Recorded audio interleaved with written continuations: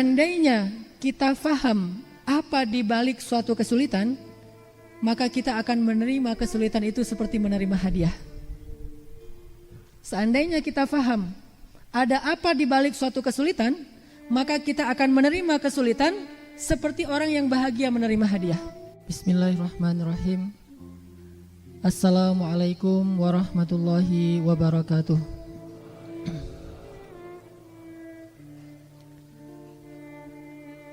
Bismillahi Allahu Akbar. La ilaha illallah. Nahmaduhu wa nasta'inuhu wa nastaghfiruh. Segala puji dan syukur kepada Allah Subhanahu wa ta'ala. Kita bersyukur bisa hidup di era, mudah-mudahan ini adalah era kebangkitan Islam, dan kita menjadi salah satu saksi dari kebangkitan Islam itu dengan bisa ngelihat anak-anak muda keren, udah keren mau duduk di dalam masjid. Ini luar biasa dan saya merasa sangat bersyukur bisa hidup di era kalian semuanya. Mudah-mudahan makin hari makin banyak anak-anak muda yang keren, soleh, berprestasi, dan insya Allah senang duduk di dalam masjid. Teman-teman yang dirahmati Allah Subhanahu wa ta'ala, apa judul kajian kita hari ini?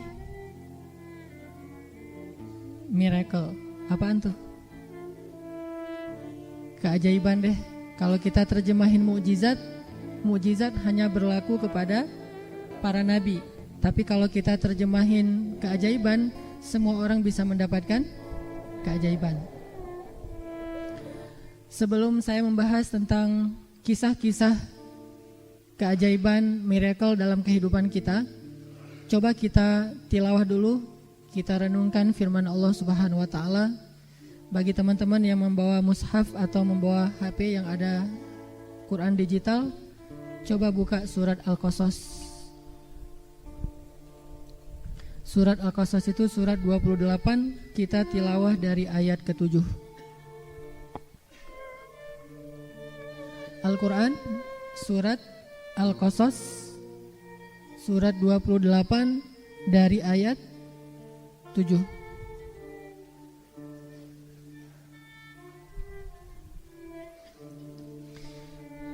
A'udzu billahi minasy syaithanir rajim.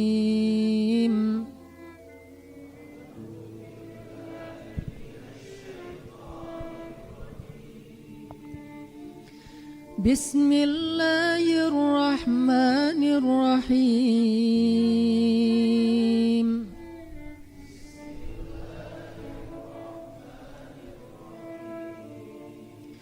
Wa auhayna ila ummi Musa an ardi'i.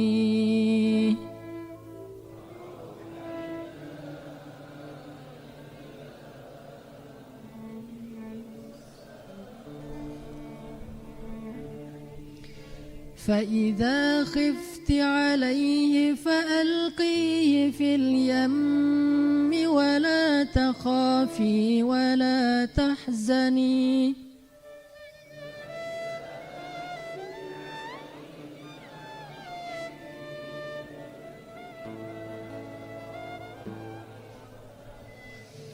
إنا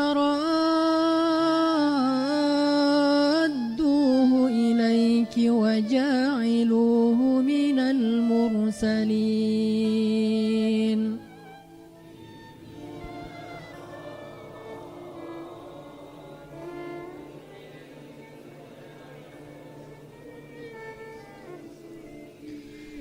فالتقطه آل فرعون ليكون لهم عدوا وحزنا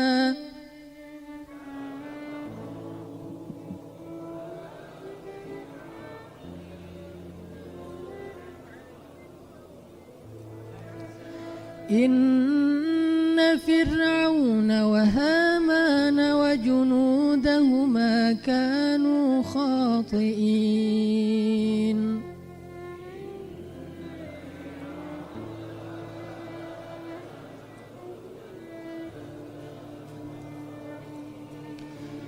وقالت امرأة فرعون قرة عين لي ولك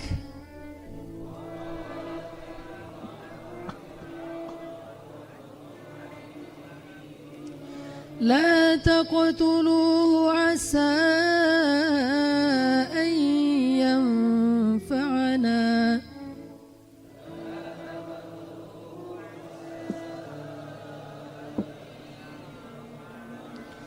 عسى أن ينفعنا أو نتخذه ولدا وهم لا يشعرون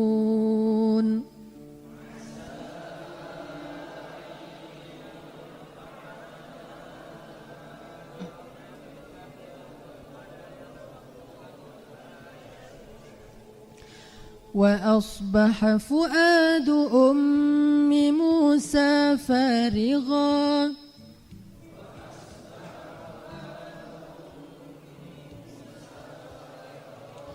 إن كادت لتبدي به لولا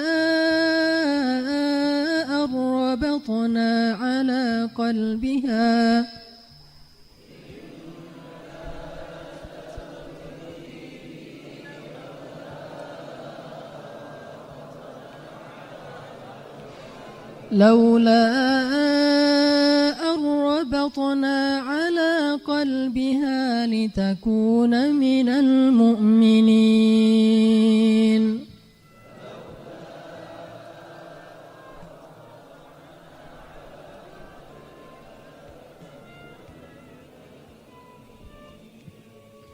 وقالت لأخته قصيه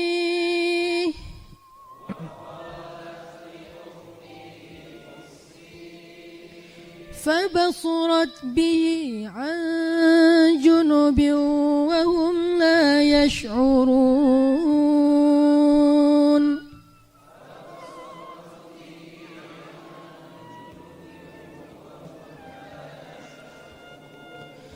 وحرمنا عليه المراضع من قبل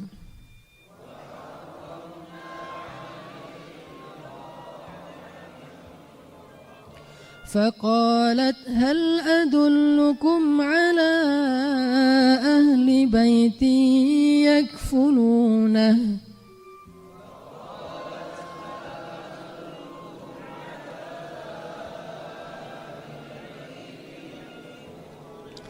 يكفلونه لكم وهم له ناصحون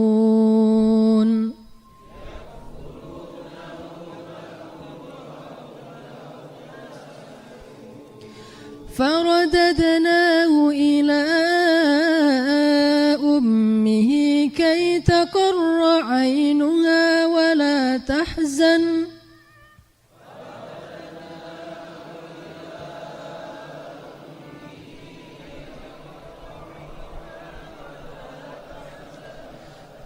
كي تقر عينها ولا تحزن ولتعلم أن وعد الله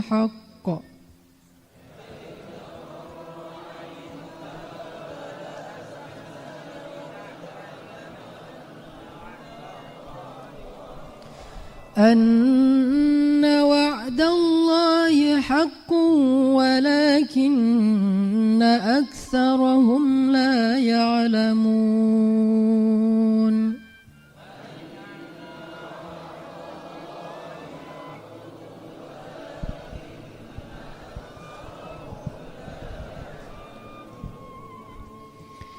Dan kami ilhamkan kepada ibu Musa, susuilah anakmu, dan apabila kamu khawatir terhadap keselamatannya, maka hanyutkanlah dia ke sungai Nil. Dan janganlah kamu khawatir dan jangan pula bersedih hati. Sungguh kami akan mengembalikan ia kepadamu dan menjadikannya salah seorang di antara utusan. Maka dipungutlah ia oleh keluarga Fir'aun, yang akibatnya dia menjadi musuh dan kesedihan bagi mereka. Sesungguhnya Fir'aun dan Haman beserta tentaranya adalah orang-orang yang bersalah. Dan berkatalah istri Fir'aun, ia adalah penyejuk mata hati bagiku dan bagimu. Janganlah kamu membunuhnya, mudah-mudahan ia bermanfaat kepada kita, atau kita ambil ia menjadi anak, sedangkan mereka tidak menyadari. Dan menjadi kosonglah hati ibu Musa. Sesungguhnya hampir saja ia menyatakan rahasia itu tentang Musa, seandainya tidak kami teguhkan hatinya, supaya ia termasuk orang-orang yang percaya kepada janji Allah. Dan berkatalah ibu Musa kepada saudara Musa yang perempuan, ikutilah dia. Maka terlihatlah olehnya Musa dari jauh, sedang mereka tidak menyadarinya. Dan kami cegah Musa dari menyusui kepada perempuan-perempuan yang mau menyusuinya sebelum itu. Maka berkatalah saudara Musa, maukah kamu aku tunjukkan kepada keluarga yang akan memeliharanya untuk kalian dan berlaku baik kepadanya? Maka kami kembalikan Musa kepada ibunya, supaya senang hatinya dan tidak berduka cita, dan supaya ia tahu bahwa janji Allah itu adalah benar, tetapi kebanyakan manusia tidak memahami. Sadaqallahul azim. Teman-teman yang dirahmati Allah Subhanahu wa taala, ketika kita menginginkan sesuatu kebaikan, Allah Subhanahu wa taala selalu menjadikan kebaikan itu tersimpan bersama dengan ujian.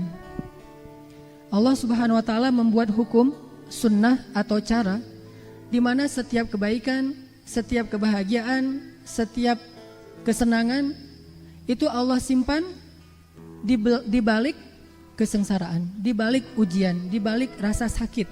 Itu selalu seperti itu. Tidak ada satupun kebaikan yang Allah berikan tanpa Allah berikan sedikit ujian sebelum mendapatkan kebaikan itu. Itu enggak ada. Jadi enggak ada kebaikan yang Allah berikan dengan cara bersenang-senang, itu tidak ada. Dengan cara foya-foya, dengan cara have fun, dengan cara free, dengan cara kita tanpa ada jerih payah dan usaha, Allah tidak berikan kebaikan dengan cara itu. Kenapa? Karena kebaikan itu mahal dan sangat berharga.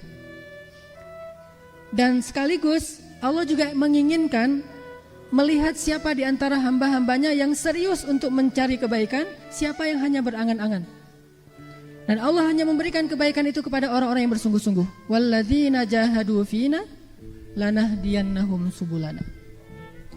Ini hal pertama yang coba kita belajar meyakini, bahwa kebaikan selalu Allah simpan di balik suatu kesulitan. Itu selalu kayak gitu. Sehingga ketika kita mendapatkan kesulitan, kita langsung aware bahwa oh, berarti Allah mau ngasih kebaikan nih setelah ini.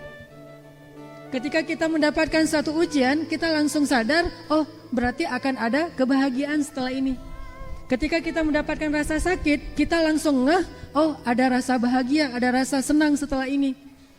Fa inna ma'al usri yusra, inna ma'al usri yusra. Sesungguhnya bersama kesulitan ada kemudahan, dan sesungguhnya bersama kesulitan ada kemudahan. Dan Nabi menegaskan kembali, sesungguhnya tidak datang kesulitan kecuali tidak datang kemudahan kecuali setelah kesulitan. Dan Allah juga mengatakan di dalam ayat yang lain, wabasyiris sabirin, sampaikan berita gembira kepada orang-orang yang bersabar di masa-masa yang sulit. Makanya ini sebuah sunnatullah, hukum yang Allah buat dan tidak akan Allah ubah.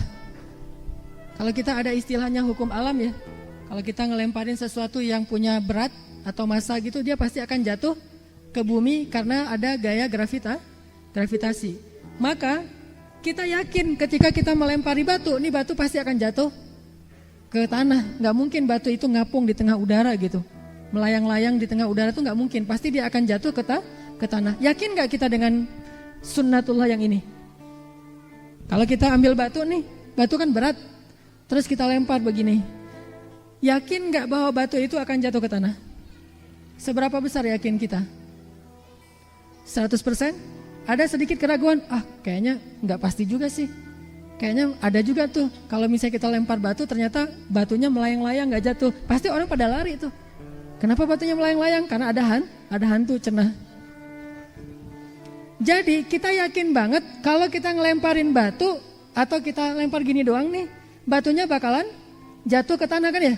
Harusnya seyakin itulah kita bahwa di balik kesulitan pasti ada kemudahan.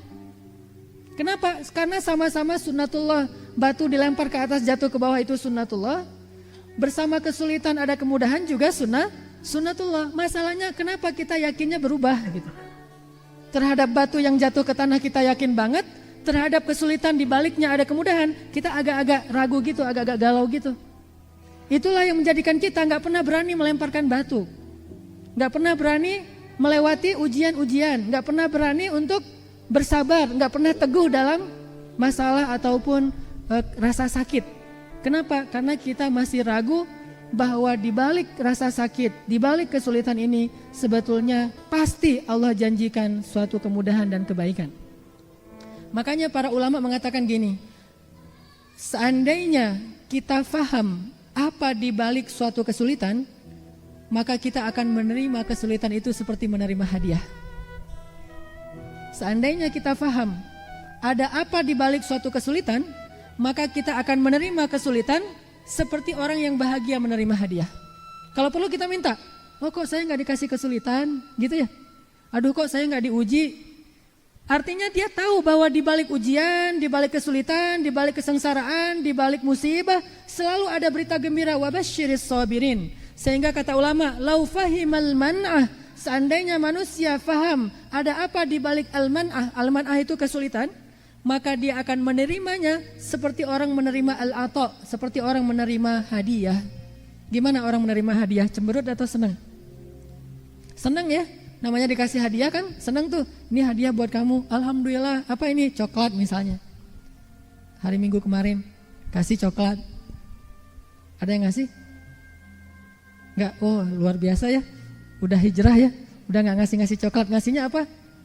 Cincin ya. Akad gitu. Kan udah gak perlu coklat sekarang mah. Kalau mau serius kasih aja cincin. Tapi cincin buatan yang terbuat dari coklat. Intinya ketika kita yakin bahwa kesulitan itu pasti akan ada kemudahan di baliknya, kita akan menerima kesulitan itu dengan rasa bahagia. Kita akan merasakan rasa pahit itu, rasa sakit itu dengan perasaan senang, dengan perasaan bersyukur malah. Sehingga ada istilah siapa yang ketika dapat musibah mengatakan alhamdulillah dapat musibah. Selama ini kan kita taunya alhamdulillah itu ucapan syukur ya. Ternyata alhamdulillah juga bisa diucapkan ketika ada musibah. Siapa yang ketika dapat musibah mengatakan alhamdulillah, maka Allah akan bangunkan untuk dia istana di dalam surga dengan nama Baitul Hamdi, rumah atau istana rasa syukur. Kok bisa? Karena dia tahu betul di balik musibah itu pasti ada kebaikan-kebaikan yang Allah ingin berikan. Jadi dia bukan mensyukuri musibah, mensyukuri nikmat yang datangnya setelah musibah walaupun belum dia dapatkan. Ini saking yakinnya nih. Ibarat tadi namanya batu kalau dilempar ke atas terus jatuh ke tanah gitu ya. Karena dia yakin banget bahwa batu itu akan jatuh ke tanah, akhirnya dia sediakan kayak semacam ember gitu biar batunya tuh jatuh ke dalam ember atau batunya jatuh ke sebuah tempat wadah gitu.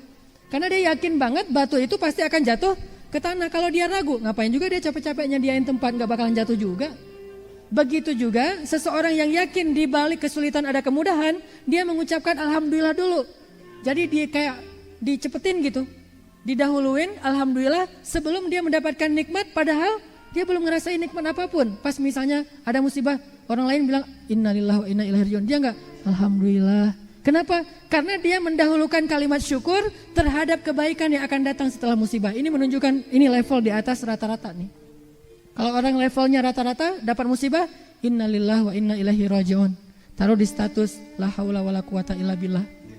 Atau kalimatnya hasbiyallah wa ni'mal wakil. Atau kalimat lain la tahzan innallaha ma'ana. Ada lagi status di atas rata-rata, alhamdulillah, alhamdulillah, selalu aja alhamdulillah. Kenapa?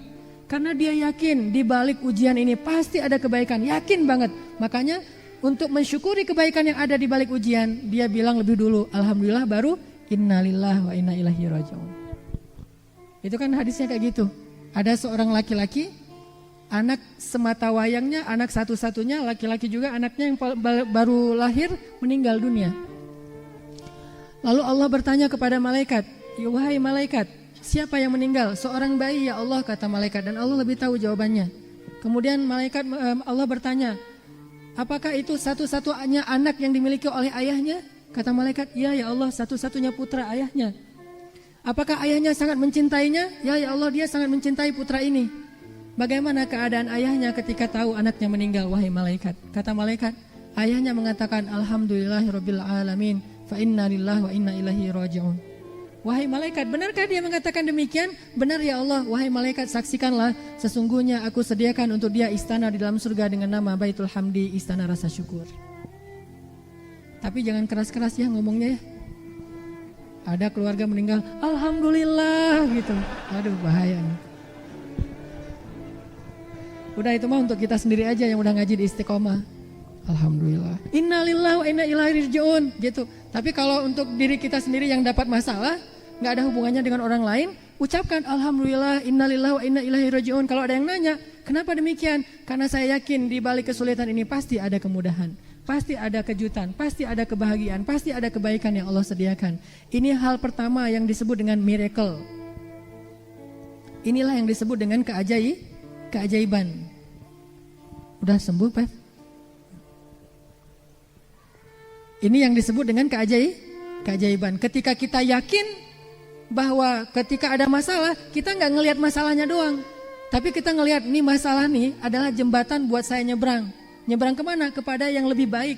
Ini masalah nih jembatan buat saya nyebrang ke tempat yang lebih indah, ke tempat yang lebih bahagia, ke tempat yang di dalamnya banyak sekali kejutan-kejutan. Ada jembatannya. Jadi kita anggap masalah kita, musibah kita, rasa sakit kita sebagai jalan, jembatan yang membawa kita ke tempat yang lebih baik.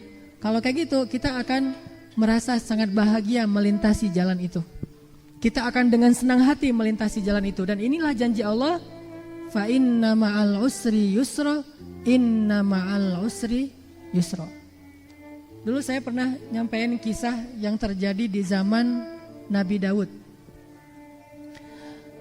Di zaman Nabi Daud ada seorang perempuan janda, suaminya meninggal dalam keadaan miskin sehingga nggak ada warisan apa-apa.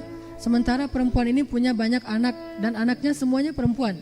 Jadi nggak ada yang bisa memberi nafkah. Masih kecil-kecil, anaknya itu usianya dekat-dekat gitu. Ada yang 1 tahun, ada yang 3 tahun, ada yang 5 tahun, dekat-dekat banget usianya dan banyak. Semuanya perempuan.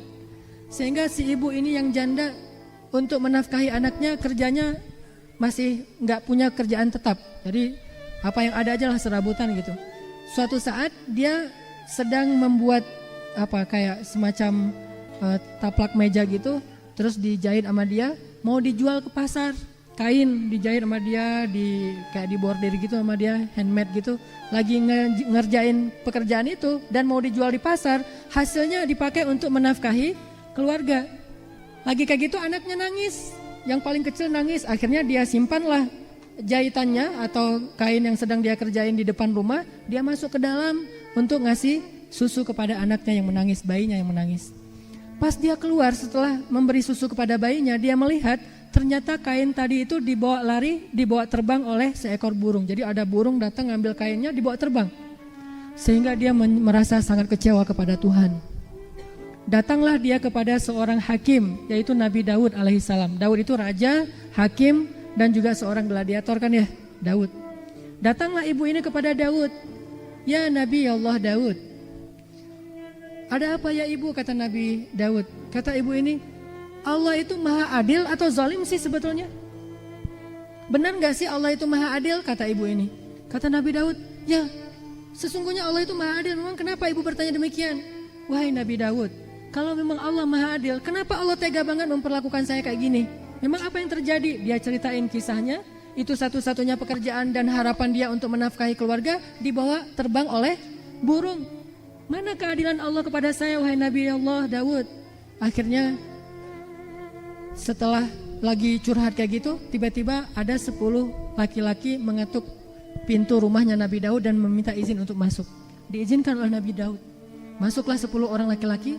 Mereka bilang kepada Nabi Daud, "Ya Nabi Allah, kami ingin berinfak di jalan Allah." "Berapa?" "Masing-masing dari kami akan berinfak 100 dinar dan sehingga totalnya 1000 dinar."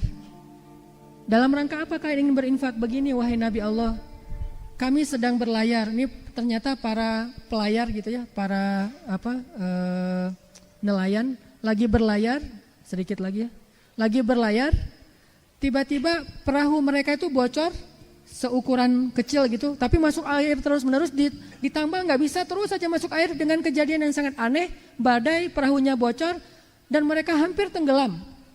Tiba-tiba ketika mereka hampir berputus asa, mereka mengatakan, ya Allah, seandainya hari ini kami selamat, maka kami akan infakkan semua hasil dari nelayan kami hari ini, memancing kami hari ini, untuk di jalan Allah. Satu orang kami akan berinfak 100 dinar. Bernazar, berdoa. Lagi berdoa kayak gitu, tiba-tiba datang seekor burung, membawa kain, lalu burung itu hinggap di atas lubangnya, dan memasukkan kain itu ke dalam lubang, sehingga kemudian setelah selesai burung itu pergi. Akhirnya kami bisa menguras air dari dalam perahu kami, dan kami selamat sampai ke daratan. Sekarang kami ingin bersyukur kepada Allah yang telah menyelamatkan kami dengan berinfak 100 dinar per orang.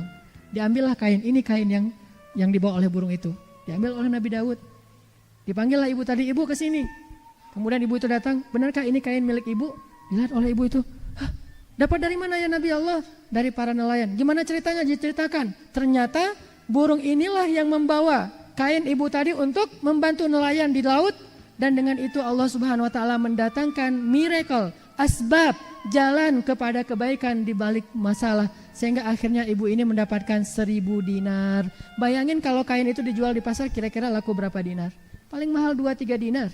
Tetapi dengan cara Allah, kain itu berharga 1000 dinar, dan kainnya balik lagi kepada ibu itu, kalau mau dijual masih bisa dijual di pasar. Fa inna ma'al usri yusra, inna ma'al usri yusra. Dan ini kisah di dalam hadis, bukan dongeng.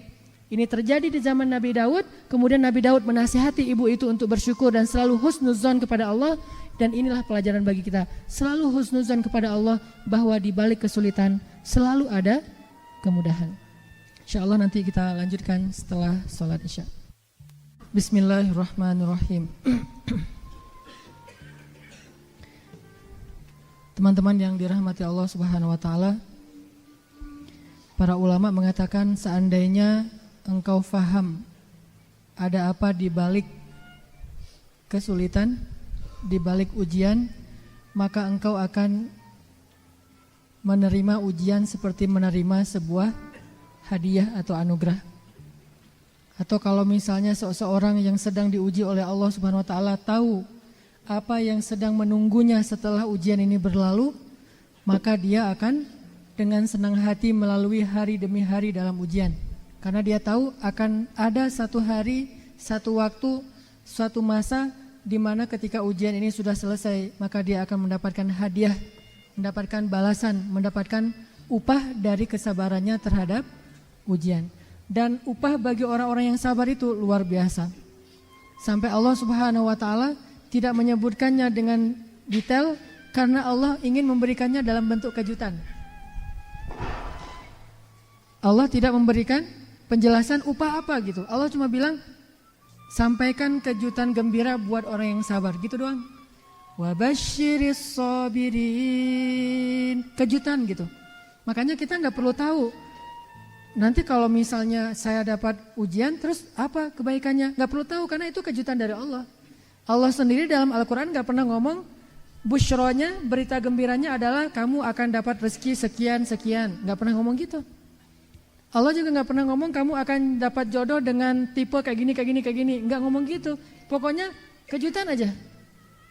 Sehingga kita nggak perlu cari tahu kira-kira kejutannya apa, berapa jumlahnya, berapa lama, kapan, dan seterusnya, di mana. Nggak perlu tahu itu. Yang penting kita belajar yakin kalau kita sabar, kita akan dapat hadiah kejutan dari Allah Subhanahu wa ta'ala.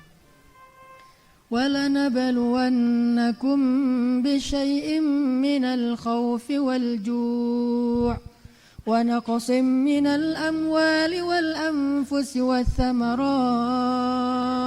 Kami uji dulu dengan berbagai macam kekurangan, dengan berbagai macam kesempitan. Kami uji.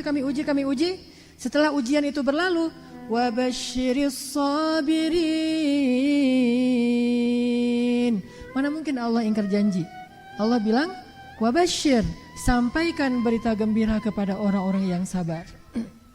Orang-orang yang menerima ujian dari Allah dengan ridho, dengan kerelaan hati, dengan kesabaran, dengan tabah, dengan tidak pernah mengeluh. Karena dia percaya bahwa di balik kesulitan itu ada kemudahan. Pernahkah Ibu Musa berpikir akan tinggal di istana? Gak pernah kepikiran. Bisa hidup dengan anaknya dalam keadaan selamat aja, itu udah untung banget tuh. Gak pernah kepikiran bakalan tinggal di istana. Udah gitu bisa menyusui Musa, menyusuinya dibayar lagi tuh. Menyusui anak sendiri tapi dibayar sama istana.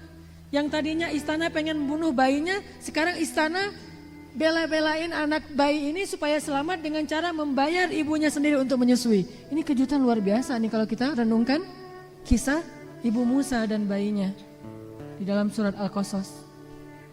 Coba kalau misalnya Ibu Musa gak percaya dan gak mau melakukan apa yang Allah perintahkan, maka tidak akan pernah ada cerita bahwa Musa itu kemudian dirawat di istana, disusui oleh ibunya, kemudian ibunya, kakaknya, tetehnya, ayahnya, semuanya tinggal di istana dan dibiayai semuanya oleh Fir'aun sendiri. Itu gak akan ada cerita itu. Pasti surat Al-Qasas akan berubah ceritanya. Ibu Musa tidak percaya kepada Allah sehingga akhirnya bayinya terbunuh sejak masih kecil. Atau Allah Subhanahu wa taala akan menghilangkan bayinya dan tidak akan ketemu lagi dengan Ibu Musa selama-lamanya. Allah selamatkan nabinya tetapi Allah tidak akan kembalikan nabi itu kepada ibunya. Bisa aja kayak gitu. Intinya percaya deh sama Allah. Kalau kita ikut cara Allah, kita percaya sama Allah, sami'na wa ata'na kepada Allah, Allah bilang wabasyiris sabirin. Berarti dia ini orang sabar dan nanti akan ada kejutan buat dia. Dan Allah kalau udah bilang kejutan, itu benar-benar insya Allah kita kaget, kejut gitu. Bukan kejutan terus, mana kejutan? Oh gitu doang, biasa aja dah kalau gitu ya. Enggak, pasti kita oh subhanallah, masya Allah, la haula wala quwata illa billah, Allahu akbar. Kita benar-benar terkaget-kaget gitu dengan kejutan dari Allah. Min haitsu la yahtasib, enggak pernah keduga. Dan saya alhamdulillah sering banget ngalamin kejutan-kejutan dari Allah. Bukan karena kesabaran, bukan karena soleh, tapi masih belajar sabar, belajar beriman kepada Allah. Itu aja udah dapat kejutan luar biasa dari Allah. Makanya Ibu Musa ketika dalam keadaan khawatir terhadap keselamatan bayinya, Ibu Musa melahirkan seorang bayi laki-laki di tahun yang gak boleh ngelahirin bayi laki-laki. Kalau kakaknya Musa Harun, beruntung dia mah lahir di tahun yang boleh melahirkan bayi laki-laki. Sehingga kan gak ada cerita Harun dihanyutkan ke sungai Nil ya. Padahal kan ini satu keluarga. Kenapa Harun bisa selamat, adiknya gak bisa? Karena Harun lahirnya di tahun yang boleh melahirkan anak laki-laki. Selang-seling, setahun boleh, setahun gak boleh.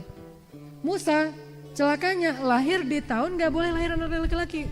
Lahir pula Musa, gemuk lagi tuh gede gitu. Gak bisa disembunyiin gitu.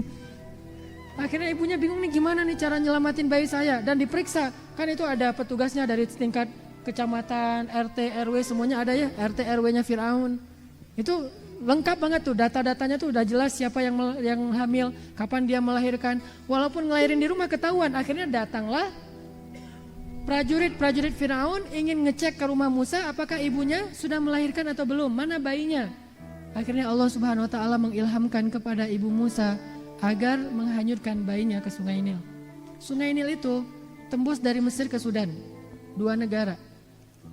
Dan arusnya kencang, sehingga seorang bayi yang dihanyutkan di dalam sebuah keranjang di Sungai Nil, kalau nggak nyangkut pasti sampai ke Sudan. Tapi dengan keajaiban Allah, dia nggak nyangkut, nggak ke Sudan, malah belok ke sebuah selokan, sebuah sungai kecil gitu, selokan. Belok ke arah selokan itu terus masuknya kemana? Ke tempat pemandian para dayang-dayang Fir'aun. Jadi seolah-olah Allah itu ya nganterin Musa kepada musuhnya. Ini kan logikanya kebalik dari logika kita. Kalau kita mah udah mending ke Sudan aja deh daripada ke istana Fir'aun. Ditemukan sama orang Afrika gitu, dirawat di sana, nanti dia Musa return gitu kayak cerita apa comeback atau apalah. Tapi ini nggak kayak gitu ceritanya ya. Jadi bukan Moses return atau Moses comeback, tapi Moses datang kepada musuh. Ini unik nih cara Allah tuh. Langsung dibelokin ke selokan, yang dayang-dayangnya lagi pada main di sungai, menemukan sebuah keranjang, penasaran, dilihat ternyata bayi. Dan bayinya itu mengagumkan, namanya juga calon nabi. Kan keren tuh, calon model aja bayinya keren kan, apalagi calon nabi, itu keren banget. Kayak misalnya modal siapa modal? Kalau laki-laki nama modal yang terkenal siapa? Bromet. Lagi bulan madu dia. Adalah misalnya penyanyi barat siapa gitu ya. Soalnya beda zaman saya mah dulu bukan namanya tuh masih Backstreet Boys, Boyzone gitu-gitu deh, nama-nama enggak. Kalau sekarang mah udah enggak laku kan ya, kayaknya udah berubah ya. Ketahuan kalau saya udah tua, jadi saya enggak mau disebut. Jadi ada model gitu, baru lahir kan udah keren tuh, apalagi nabi, karena nabi itu enggak ada yang jelek, semua nabi itu ganteng. Semua nabi ganteng. Nah ketika ngelihat bayi Musa, mereka langsung takjub, jatuh hati. Akhirnya dibawalah bayi Musa dan dihadiahkan kepada istri Fir'aun. Ketika istri Fir'aun melihat, langsung qurratu ainun li walak. Ini benar-benar qurratu ainin li walak, benar-benar menyejukkan hati. Fir'aun tahu nggak kalau itu anaknya Bani Israel? Apakah Fir'aun tahu pas dia pulang ke rumahnya ngelihat istrinya lagi gendong anak? Kan Fir'aun gak punya anak, makanya istrinya pengen punya anak laki-laki karena dari Fir'aun belum punya anak. Ditanya sama Fir'aun, itu siapa? Apakah Fir'aun nyangka kalau itu bayinya Bani Israel? Nyangka banget. Fir'aun itu bukan orang bodoh, kalau bodoh gak bisa jadi raja. Justru karena dia pendidikannya tinggi, dia jadi raja. Dan dia tahu banget ini pasti anak Bani Israel yang dibuang sama ibunya karena takut dibunuh, pasti nih. Udah gitu dia juga bisa meriksa mana ras Bani Israel, mana ras Kipti. Dia bisa ngebedain dari tongkoraknya, dari segala macam, bisa, oh ini pasti anak Bani Israel nih. Akhirnya Fir'aun pengen membunuh bayinya Musa, tetapi Allah yang menjaganya melalui istri Fir'aun. Jangan-jangan dia menyejukkan mataku, dia menyejukkan hatiku, dia membahagiakan aku. Aku tidak punya teman di rumah, aku gak punya anak bayi, mudah-mudahan anak ini bisa menghibur aku. Apa kata Fir'aun? Hanya menghibur kamu, tidak menghibur saya. Masih marah kepada Musa, gak suka kepada Musa sejak kecil. Akhirnya istri Fir'aun membawa bayinya yang sedang menangis karena minta disusui, dan dibuatlah sebuah sayembara. Siapa yang bisa menyusui Musa akan diberikan hadiah sekian dan sekian. Kakaknya Musa, tetehnya Musa, ngintip-ngintip berita tentang adiknya dan tahu sayembara ini, langsung pulang ngasih tahu ke ibunya, mama ini bayi Musa, adik saya lagi pengen disusui, nangis, dan dibuat sayembara, siapa yang bisa menyusui akan diberikan hadiah sekian dan sekian. Datanglah ibu Musa seolah-olah seorang ibu susu. Ketika ibu Musa menyusui, semua perempuan ditolak oleh Musa. Ketika ibunya yang menyusui, Musa langsung diam dan menyusui dengan nikmat.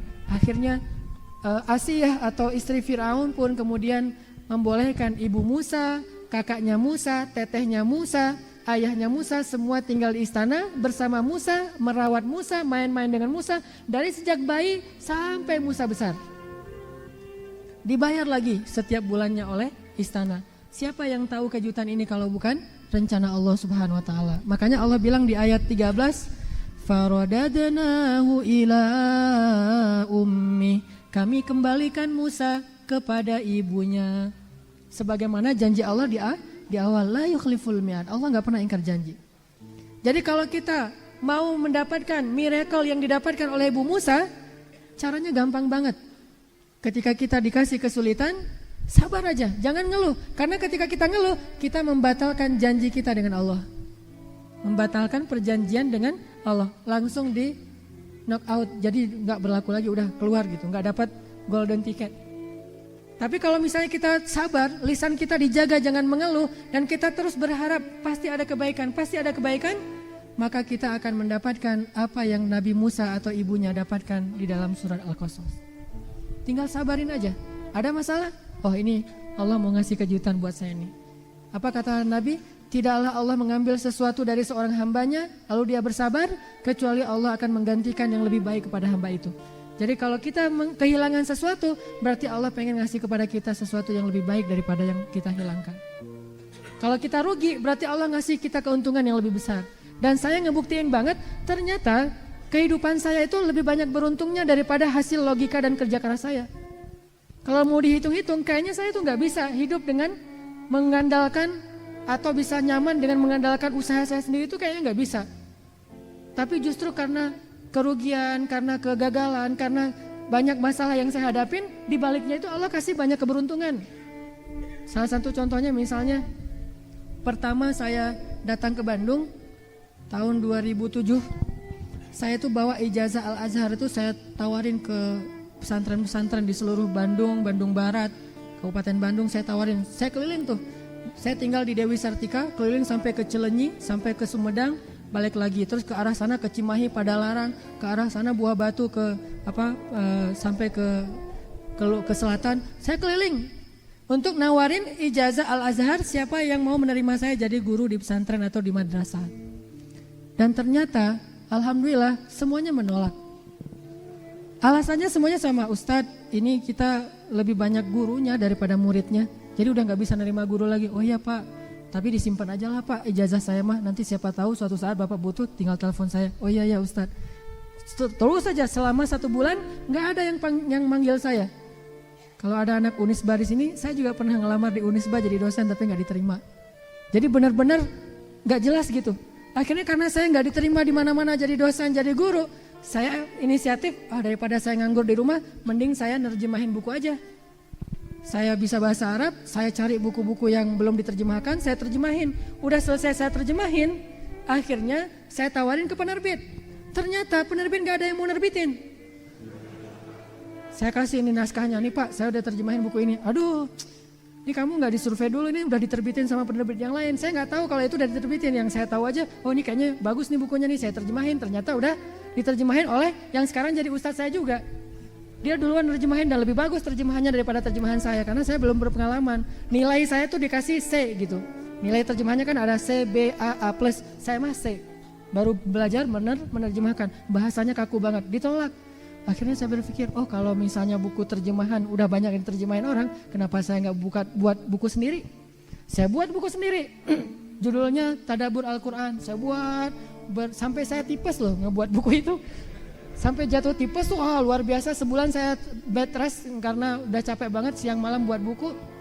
Modalnya itu laptop yang harga 1 juta, second Toshiba yang gede banget, yang tebel gitu, yang sandarannya itu udah patah. Jadi kalau saya mau nulis tuh saya nempelin sandarannya tuh di dinding biar nggak jatuh nyeblak ke belakang gitu. Ini benar-benar perjuangan. Ternyata udah selesai saya tulis buku, saya tawarin lagi ke penerbit-penerbit dan nggak ada yang nerima juga.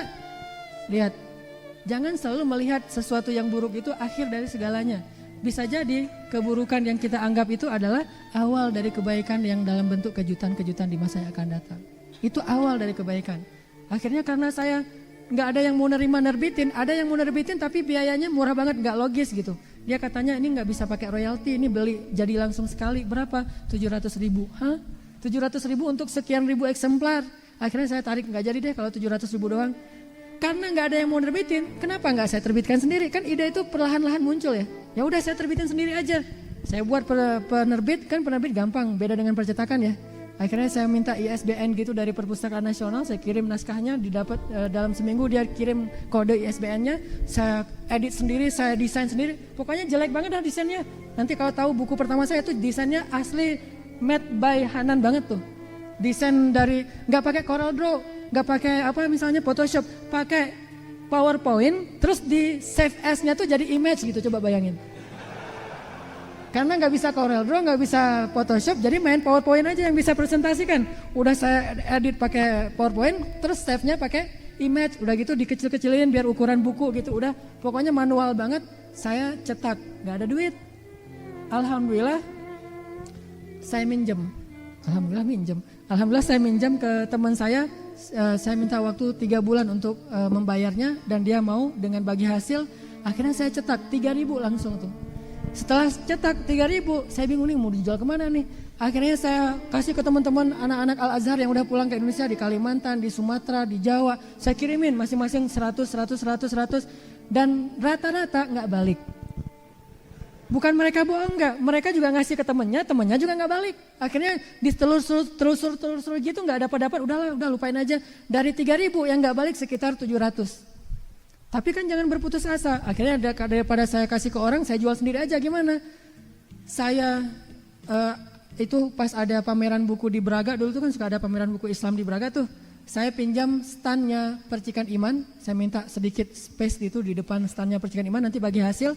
Saya yang penulis, saya yang editor, saya yang pokoknya segala macam, termasuk kulinya, termasuk SPG-nya, semuanya saya deh pokoknya. Jadi saya bawa pakai motor gitu ke Braga, orang nggak tahu kalau itu penulisnya, pakai kotak Marlboro gitu. Saya angkat masuk ke dalam, wah jadi kule gitu, taruh terus disusun-susun, saya jagain di situ. Ini penulisnya siapa? Saya Bu gitu. Tapi ngomong kayak gitu sambil keringat-keringat gitu ya, karena udah ngangkat-ngangkat. Alhamdulillah ternyata dalam satu pameran tuh terjual 300, 400. Dari situ jadi semangat buat event talim jual. Alhamdulillah perlahan-lahan jadi pede. Oh ternyata lebih enak gini, dan untung ya dulu saya nggak diterima jadi guru. Untung ya dulu saya nggak diterima di penerbit. Kalau dilihat dari sisi materinya, ternyata kesulitan itu benar-benar kata Allah akan membawa kita kepada banyak kejutan-kejutan kalau kita roja, terus berharap, sabar, nggak mengeluh. Akhirnya dari penerbit buku naik lagi pulsa. Saya dulu sebelum pulsa banyak di Alfamart, saya punya 60 cabang pulsa di Bandung. Wah saya bisnis pulsa di mana-mana ada, wah itu punya saya tuh punya saya. Jadi seneng gitu kalau jalan-jalan gitu yang ngeliat, ini cabang saya.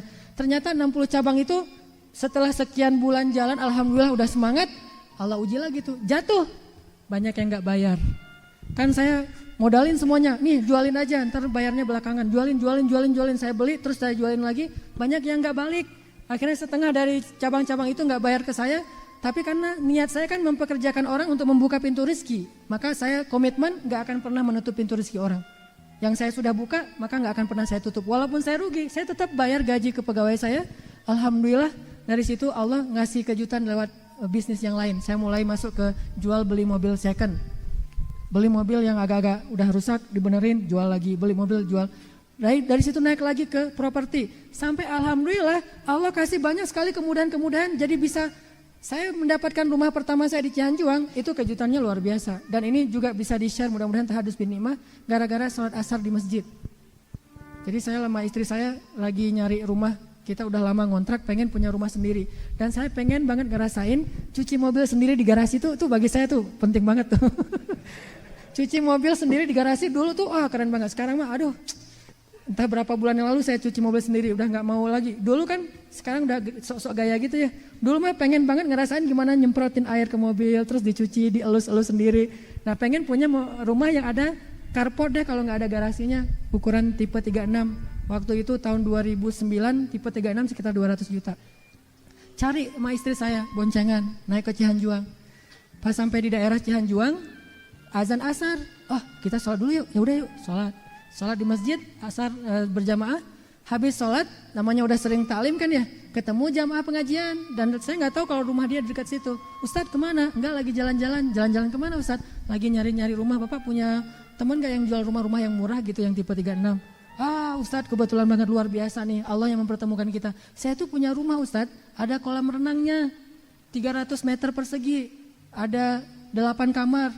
Ustadz lihat dulu deh rumah saya pas dibilang ada kolam renangnya 300 meter persegi, 3 mobil, garasinya, saya mah senyum-senyum aja, ini mah bukan tipe saya dalam hati saya.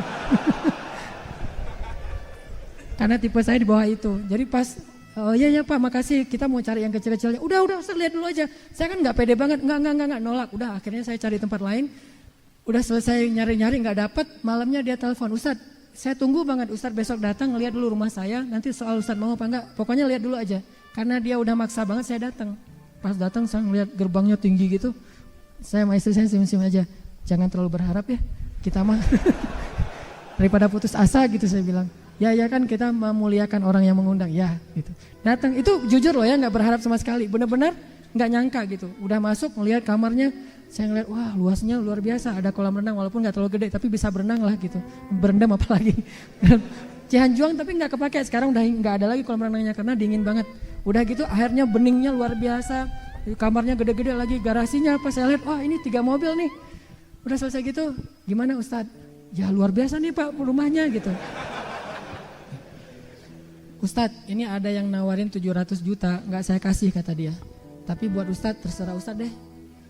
Hah? Terserah gimana Pak menurut Bapak? Ya Ustadz ada duitnya berapa? Aduh saya mah nyarinya yang 300 juta aja Pak. Paling mahal juga 300 juta. Ya udah 300 juta kata dia. 300 juta jadi 700 juta ada yang nawarin gak dikasih, ke saya dikasih 300 juta. Udah 300 juta aja. Hah?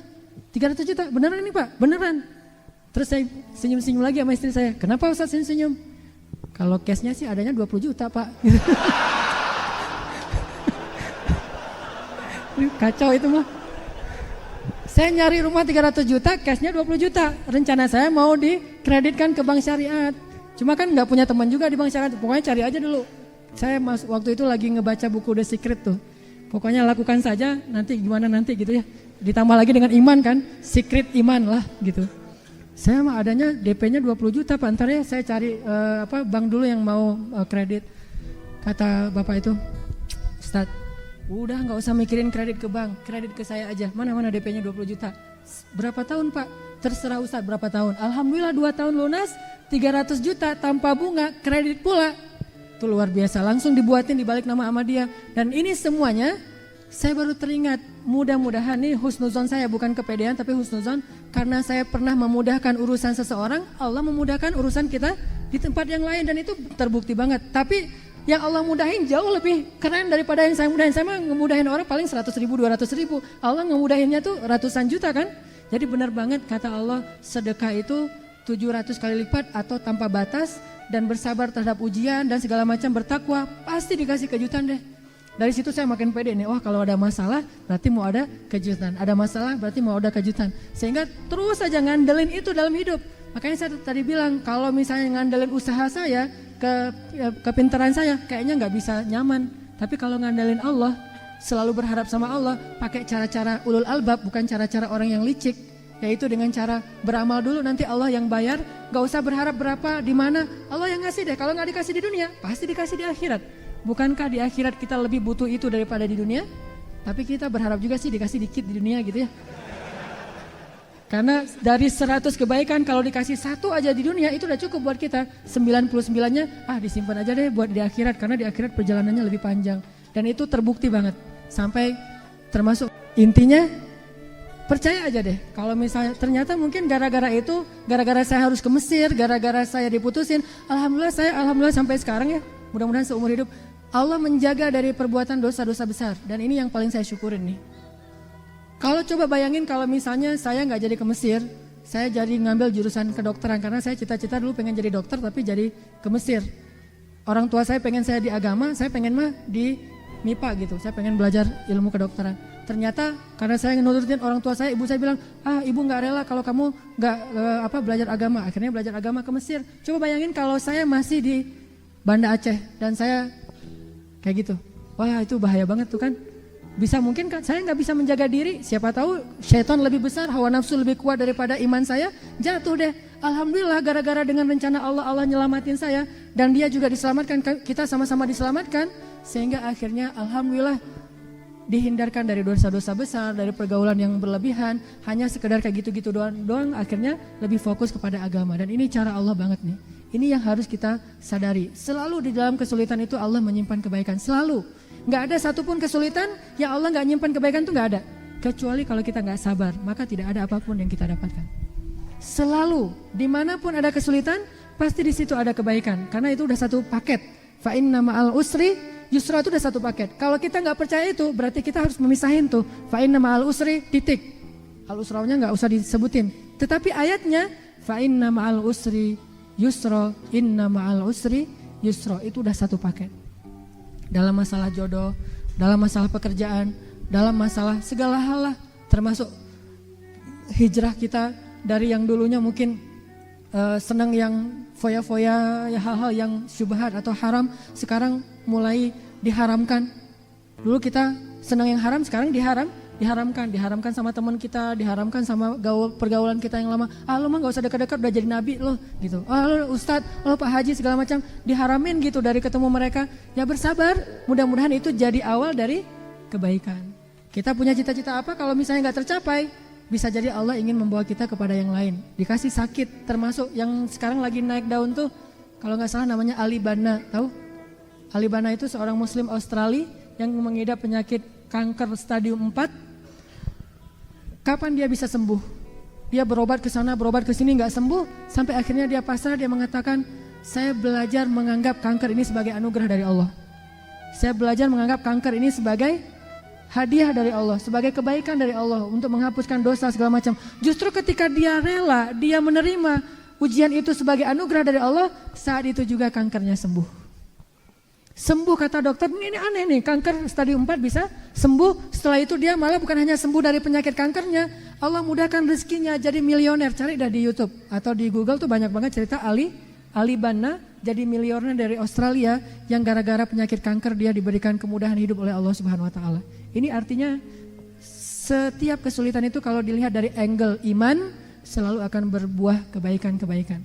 Termasuk yang terakhir saya bilang yang saya pernah tabrakan mobil saya penyak banget tapi orangnya nggak bertanggung jawab, akhirnya saya rugi 1,5 juta. Tapi setelah saya ridho, saya mah nggak mau ngedoain orang itu dengan doa yang buruk. Bukankah orang kalau dizalimi itu selalu pakai hadis apa? Doa orang yang terzalimi itu mustajabah kan gitu ya? Saya mah nggak mau pakai hadis itu untuk status terzalimi. Saya mau pakai hadis itu sebagai status kalau kita menzalimi. Karena Nabi menyampaikan hadis itu kepada orang yang terzalimi atau orang yang mau menzalimi. Hati-hati dengan doa orang yang terzalimi. Doa orang yang terzalimi itu tidak ada hijab di hadapan Allah. Nabi menyampaikan hadis ini kepada orang yang sedang terzalimi atau kepada para sahabat? Kepada sahabat supaya tidak apa? Nggak menzalimi. Jadi maksud Nabi itu jangan zalim. Bukan maksud Nabi kalau kalian lagi terzalimi jangan lupa ya hadis ini. Bukan itu maksudnya. Jadi kita salah pakai hadis. Kita pakai hadis itu sebagai korban. Sedangkan Nabi memakai hadis itu untuk mengingatkan para pelaku. Jadi saya nggak mau pakai hadis itu ketika saya jadi korban. Oh iya ya, kalau saya berdoa pasti akan diijabah oleh Allah untuk mengutuk dia atau mencelakai dia. Enggak deh, saya doain aja doa Ibnu Mas'ud. Ya Allah, kalau dia enggak sengaja, maafkanlah dia. Kalau dia sengaja, jadikanlah itu dosa terakhir dia. Saya doain itu aja. Terus saya doain untuk saya sendiri. Ya Allah, beri saya pahala dalam musibah ini, beri saya ganti yang lebih baik. Ternyata diganti tuh. Saya pernah kehilangan motor saya, Mio. Saya beli nggak pakai ini ya, nggak pakai kredit, jadi nggak ada asuransinya. Baru beli sebulan, motor saya hilang. Pas udah hilang, yang bawa teman saya lagi, bukan saya bawa. Kalau saya bawa kan nggak bisa nyalahin diri sendiri. Ini teman, coba dia ngilangin motor saya yang saya beli cash sekian belas juta, hilang dan nggak tahu kemana.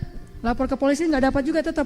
Akhirnya saya nggak nuntut siapa-siapa, saya bilang aja ya Allah, kalau orang itu butuh motor itu mudah-mudahan bermanfaat. Kalau nggak butuh, mudah-mudahan itu dosa dia yang terakhir. Ya Allah beri saya ganti yang lebih baik. Diganti sama Allah yang lebih mahal dari itu, nggak usah disebutin namanya. Motor yang lebih mahal dari itu, cash juga, rezeki datang sendiri dari Allah. Yang awalnya nggak ada rezeki, tiba-tiba jadi ada rezeki untuk bisa beli motor. Gitu juga dengan apapun. Yang saya pernah cerita handphone saya jatuh, ya Allah beri yang lebih baik. Paginya jatuh, malamnya diganti dengan yang 10 kali lipat lebih bagus. Terus saja kayak gitu. Pokoknya ada masalah, minta ke Allah. Ada masalah gini. Aduh, mau diganti yang baik nih. Ada masalah lagi.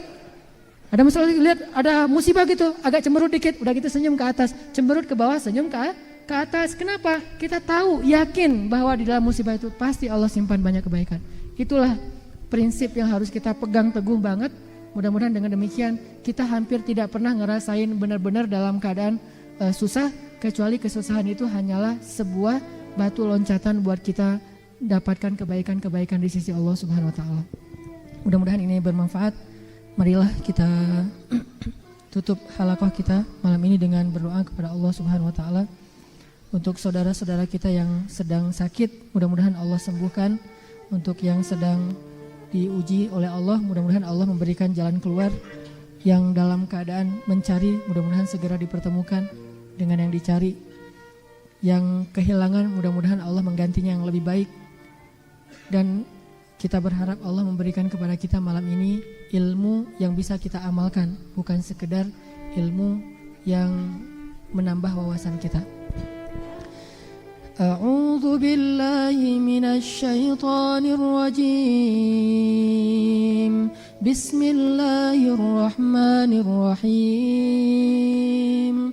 Alhamdulillah. Alhamdulillah, alhamdulillah, alhamdulillah, alhamdulillah ala ni'matil iman, alhamdulillah ala ni'matil islam, alhamdulillah ala ni'matil hidayah.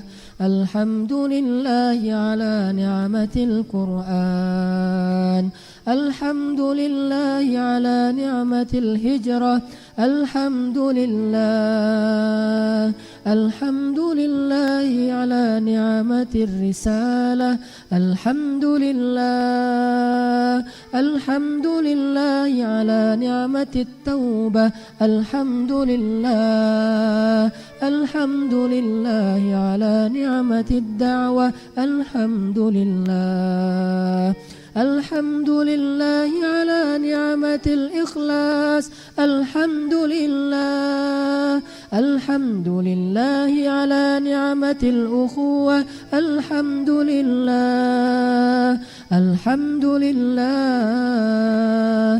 Alhamdulillah. Alhamdulillahi ala kulli ni'matin lati an'amta alaina. Ya Allah, lakal hamdu ya Allah, wa lakal syukru ya Allah, ya Rabbal alamin. Ilahana اغفر ذنوبنا.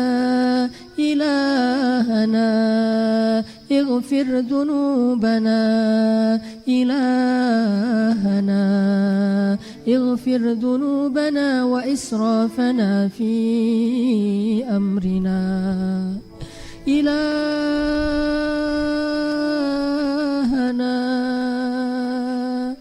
ampunkanlah dosa-dosa kami ya Allah. Ilahana, betapa banyak dosa-dosa yang pernah kami lakukan dalam hidup ini ya Allah. Ilahana, kami tidak sanggup menghitung jumlah dosa-dosa itu ya Allah. Ilahana ya Allah, ya Allah. Wahai Allah penguasa langit dan bumi, wahai Allah penguasa langit dan bumi, wahai Allah yang memiliki arasy yang maha agung, ampunkanlah dosa-dosa kami ya Allah. Ya Allah, ampunkanlah dosa-dosa kami ya Allah. Maafkanlah kesalahan kami ya Allah. Kami menyesal ya Allah. Saudaraku, ingatlah hari-hari ketika kita senantiasa berbuat dosa di hadapan Allah. Saudaraku, ingatlah malam-malam ketika kita secara diam-diam dan sembunyi-sembunyi bermaksiat di hadapan Allah. Ingatlah saat kita sengaja melakukan hal-hal yang sangat hina di hadapan Allah. Ingatlah malam-malam ketika kita berdosa dan kita menganggap seolah-olah Allah tidak melihat kita, seolah-olah Allah tidak memandang kita, seolah-olah Allah tidak mendengar, seolah-olah Allah tidak tahu apa-apa yang kita kerjakan. Ingatlah hari-hari ketika kita mengotori diri kita dengan lumuran dosa dan kenistaan. Ingatlah hari-hari ketika kita mengingkari perintah-perintah Allah. Ingatlah hari-hari kita ketika kita melakukan larangan-larangan Allah. Ingatlah hari-hari ketika kita, bagi yang pernah berzina, ingatlah hari-hari ketika kita melakukannya dengan mudah dan tidak tahu balasan yang sangat berat bagi para pelakunya. Bagi yang pernah melakukan dosa-dosa dengan narkoba, minum dan segala macam, ingatlah hari dan malam yang kita habiskan dengan minuman-minuman yang Allah haramkan, barang-barang yang telah Allah haramkan, dan kita dengan bangga menceritakan itu kepada orang lain. Ingatlah hari-hari ketika kita keluar dari rumah kita dengan air mata ibu kita. Ingatlah hari ketika ibu kita berdoa di dalam tahajudnya sementara dia tidak tahu di mana anaknya saat itu. Ingatlah hari-hari ketika kita membentak orang tua kita. Ingatlah hari-hari ketika kita mengecewakan orang tua kita. Ingatlah hari-hari ketika kita menyakiti orang lain, ketika kita mengambil hak orang lain, ketika kita berlaku arogan di hadapan orang lain. Ingatlah hari-hari ketika kita bangga akan dosa-dosa. Ingat hari-hari ketika kita berbuat dosa di hadapan Allah. Ingatlah dosa-dosa kita. Banyak sekali, kita tidak mungkin lupa akan banyaknya dosa-dosa kita. Ingatlah salah satunya saja, betapa kita dengan satu dosa itu saja harusnya layak dibakar dalam api neraka. Ingatlah dosa-dosa kita saudaraku. Karena hanya orang yang mengingat dosalah yang bisa bertobat kepada Allah dengan taubatan nasuha. Ingatlah hubungan kita dengan ibu kita. Coba renungkan kembali tahun-tahun terakhir sebelum kita berhijrah, bagaimana buruknya hubungan kita dengan ibu kita. Apalagi bagi yang ibunya sudah wafat. Apakah ibu kita dulu wafat dalam keadaan ridho kepada kita, atau ibu kita wafat dalam keadaan sedih dan kecewa kepada kita? Atau orang tua kita, ayah kita wafat dalam keadaan sangat kecewa kepada kita? Bagaimana ketika kita tahu bahwa dia wafat sementara kita tidak ada di rumah, bahkan kita tidak sempat mensolati orang tua kita, gak sempat memandikan orang tua kita hanya datang ke pusaranya, ke kuburannya beberapa hari setelah dia dikuburkan. Ingatlah hari ketika kita bertengkar dengan adik kita, dengan kakak kita, dengan guru kita, dengan teman kita, dengan orang-orang yang sayang kepada kita. Karena kerasnya kepala kita, ingatlah dosa-dosa yang sangat banyak yang kita lakukan.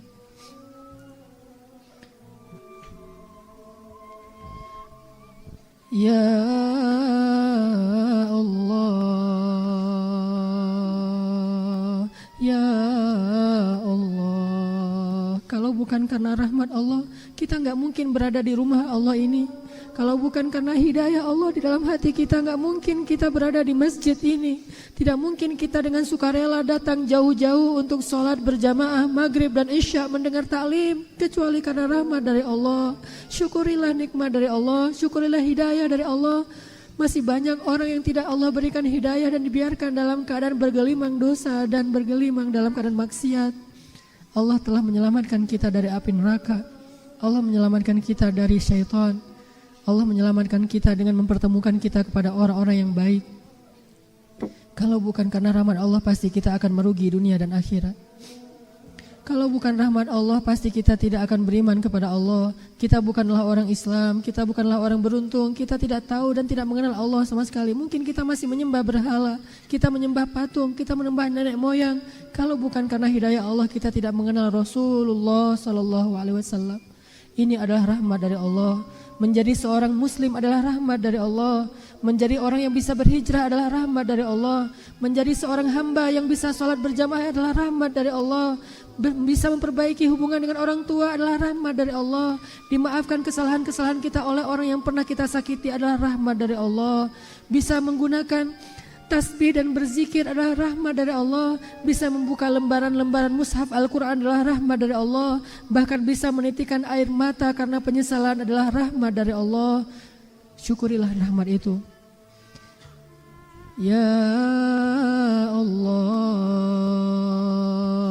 Ya Allah. Mari kita beristighfar bersama-sama. Astaghfirullah Rabbal baraya, astaghfirullah minal khataya, astaghfirullah ya Allah. Rabbal baraya, ya Tuhan kami, astaghfirullah, ampunkanlah dosa kami ya Allah. Minal khataya, semua dosa-dosa kami ya Allah. Astaghfirullah ya Rahman. Rabbal baraya ya Rahim. Astaghfirullah ya Ghaffar. Minal khataya ya Ghafur. Astaghfirullah ya Tawwab. Rabbal baraya, terima taubat kami ya Allah. Terima taubat kami ya Allah. Khataya Rabbi zidni ilman nafi'an wa wafiq li amalan makbula wa tub alayya taubatan nasuha wa tub alayya taubatan nasuha ya Allah. Astaghfirullah ya Rahman, Rabbal baraya ya Allah. Astaghfirullah, ampunkanlah ya Allah. Minal khataya, maafkanlah ya Allah. Rabbi zidni, berikanlah ilmu ya Allah. Ilman nafi'an wa wafiq li ya Allah. Amalan maqbula, terimalah amal kami ya Allah. Wa wahib li rizqan halala, rezeki yang halal. Wa tub alayya taubatan nasuha, wa tub alayya ya Allah husnul khatimah. Ya Allah ya Rabbana, ampunkanlah dosa-dosa kami ya Allah. Siapa lagi yang bisa mengampuni dosa-dosa kami yang begitu banyak selain Engkau ya Allah. Bukakanlah pintu rahmat-Mu untuk kami ya Allah. Jika Engkau menutup pintu rahmat itu, siapa yang dapat membukanya kecuali Engkau ya Allah. Ya Allah, rahmati ibu kami ya Allah. Balaslah setiap kebaikan ibu kami oleh-Mu sendiri ya Allah, karena kami tidak sanggup membalasnya yang setimpal dengan kebaikan ibu kami ya Allah. Sayangilah ibu kami ya Allah, karena kami belum bisa menyayangi ibu kami dengan kasih sayang yang seharusnya kami lakukan ya Allah. Kami belum bisa mengasihi ibu kami dengan kasih sayang yang sepatutnya ya Allah. Kasihanilah dan sayangilah ibu kami ya Allah. Beri rahmat kepada dia ya Allah. Berikanlah pahala dari setiap pengorbanan yang ia lakukan untuk kami ya Allah. Dan berilah ampunan dosa dari setiap keringat, tetes keringat dan tetes air matanya ya Allah. Rahmatilah dia di dunia dan di akhirat ya Allah. Ya Allah, berikanlah hidayah dan kebaikan-Mu kepada ayah-ayah kami ya Allah. Dan bimbinglah langkah-langkahnya ya Allah. Jadikanlah setiap jerih payahnya untuk menafkahi kami adalah ampunan dosa dan diangkat derajatnya di dunia dan di akhirat ya Allah. Jadikanlah kami sekeluarga bertemu lagi di dunia dan di akhirat di dalam surga-Mu ya Allah. Ya Arhamar Rahimin, sampaikan salam kami kepada baginda Rasulullah SAW. Ya Allah ya Arhamar Rahimin, terimalah taubat kami ya Allah. Janganlah Engkau biarkan kami kembali kepada masa-masa jahiliyah kami ya Allah. Janganlah Engkau biarkan kami kembali kepada dosa-dosa yang dulu sering kami banggakan ya Allah. Jangan Engkau biarkan hati kami kembali condong kepada kekufuran yang pernah kami lakukan ya Allah. Selamatkanlah kami dari masa lalu kami ya Allah. Jadikanlah masa depan kami masa depan yang penuh dengan amal soleh ya Allah. Masa depan yang penuh dengan air mata penyesalan ya Allah. Masa depan yang membawa kami kepada husnul khatimah. Husnul khatimah ya Arhamar Rahimin. Astaghfirullah Rabbal baraya. Astaghfirullah minal khataya. Astaghfirullah. Ucapkan istighfar dengan sungguh-sungguh. Rabbal baraya, mintalah ampun kepada Allah. Astaghfirullah ya Rahman minal khataya. A'udzu billahi minasy syaithanir rajim. Qul ya ibadiyalladzina asrafu ala anfusihim لا تقنطوا من رحمة الله. لا تقنطوا من رحمة الله. إن الله يغفر الذنوب جميعا. Katakanlah kepada hamba-hambaku yang banyak dosa itu, hamba-hambaku yang dulunya siang dan malam dia bermaksiat kepadaku. Katakan kepada hamba-hambaku yang hampir berputus asa untuk memohon ampunanku. Katakan kepada dia, janganlah kalian berputus asa dari rahmatku, wahai hamba-hambaku. Sesungguhnya aku mengampuni dosa-dosa kalian semuanya dan aku tidak peduli sebanyak apapun itu. Astaghfirullah ya Allah, astaghfirullah ya Rahman, astaghfirullah ya Arhamar Rahimin. Rabbana آتنا في الدنيا حسنة وفي الآخرة حسنة وقنا عذاب النار. سبحانك اللهم وبحمدك أشهد أن لا إله إلا أنت أستغفرك وأتوب إليك. Assalamualaikum warahmatullahi wabarakatuh.